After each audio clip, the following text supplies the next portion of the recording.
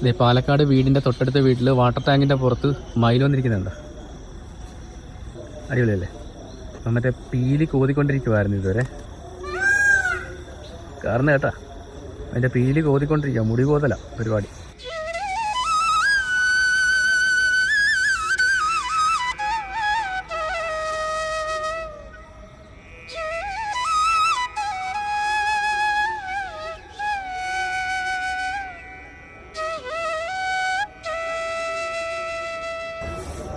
പീലി വെടുത്തതേ,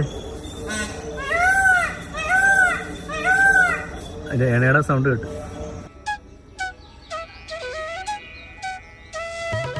അതേ നല്ല വിടർത്തി വരുന്നുണ്ട്.